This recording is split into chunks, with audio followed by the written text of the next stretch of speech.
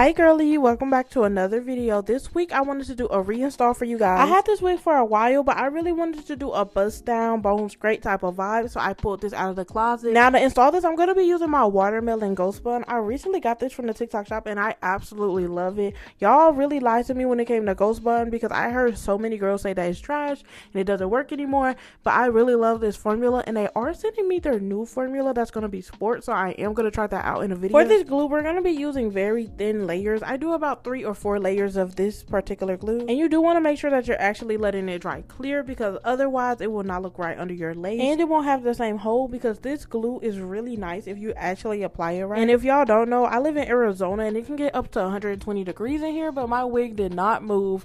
All that happened is I sweated off the makeup off my lace. I literally sweated the makeup off before the glue moved at all. I'm so quick to pull out my remover when it comes to this glue because I like to keep my edges. I've been working very hard to have them grow and I honestly like to wear my wigs for like 3 or 4 days. I do not keep my wigs on for 2 weeks. I definitely feel like it will be possible with this glue, but I don't personally do that. I have too many wigs to have on and refuse to ever be able to wear them. I've really been trying to take content very seriously on all platforms. I've been consistent on TikTok almost since I started, but when it comes to over here, y'all know I have been inconsistent, but I am here to stay, and I really want to start building this platform over here because I do like being able to do longer form videos and just show y'all more of what I got going on. And if you want to see my shorter form content, I post it all over here as shorts, so you should definitely subscribe if you want to see all of that. Now we're getting to the point where I'm applying my lace to the glue. I'd like to be very precise with this because having excess glue is hard to remove and it can make your lace look like it's not blended, even though sometimes it's just your makeup sticking to the glue and it just doesn't look cute. So I like to be very particular, and then I like to run my comb through the hairline to really push my lace into the glue. And also this helps prevent ripples because we do not want that. I hate the rippled look and it's hard to fix. I don't really know how to. I'd be taking the wig off and starting over, but my ear tab was not fully down, so I had to go back and add some glue just for that. And of course I still let it dry clear. Having your side tabs down will honestly secure your whole wig, and it's really important to make sure you do that. Now when it comes to actually tinting my lace, I prefer to use a powder product, either an eyeshadow or a powdered bronzer, because foundations are either powder or water based, which also affects your glue. And just like I'm about to mistake put the wrong shade right here because it looked a lot darker on my palette, this would be a lot harder to fix if it was foundation, so that's why I prefer to use powder. And on top of that, using a liquid or cream makeup can have stuff stick to your lace that you just do not want on there, and it makes your lace look dirty and old faster. So I just like to use powder overall. I don't think I've seen anybody use that, but that's what I personally like to do. And then I'm just going to put my melt band on to really secure my lace and have that down.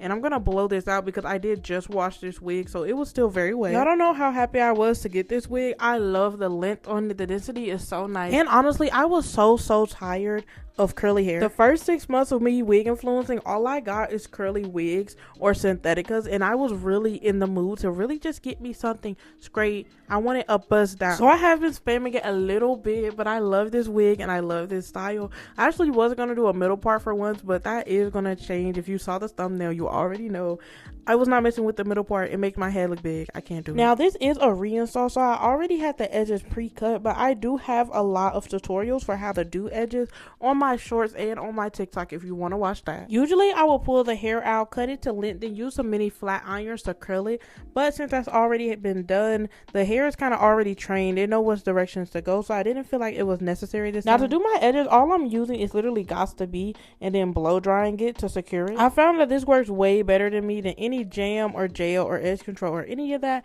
so I just prefer to use pure hairspray. Now we actually haven't melted the lace yet. You can definitely see it, so I'm going to be using my Frontal Queen melting spray, and I'm just pushing my lace into my skin with the end of this comb. And my blow dryer is on cool. It's on cool for almost anything that I do in this entire video. You don't want to put a bunch of heat on your lace. It's going to make it dry faster and it's going to make it turn white, so we are going to be using now cool. Right here is when I realized I absolutely was not doing a middle part. My head just looked long and weird on camera. It looked a lot better in the mirror. I felt like I looked so crazy, so that's when I decided to do my side part. And I'm definitely a side part queen. Middle parts are just not for me. I try every now and then I might throw one in, but I just prefer a side part. My head is way too big for a middle, but to make this more of a deep side part vibe, I will be pressing down some of the hair to kind of just make it all flow together. But now that we're done with that, we're gonna go ahead and try to get this wig flat, because right now she's sitting up and that's exactly what we do not want. Now I know all the girls love wax sticks, but I absolutely hate them. I feel like it does not make my wig flat enough, and I really prefer some mousse. It's not flaky, oily, or crunchy, so I feel like it's the best of both worlds, because my wig looks flat but it doesn't have like a weird texture or anything, and I feel like, again, that my wig has never been flatter. I do run my hot comb over this a couple of times just to make sure that my wig is laying how I want it to, and all the hairs are kind of just flowing together,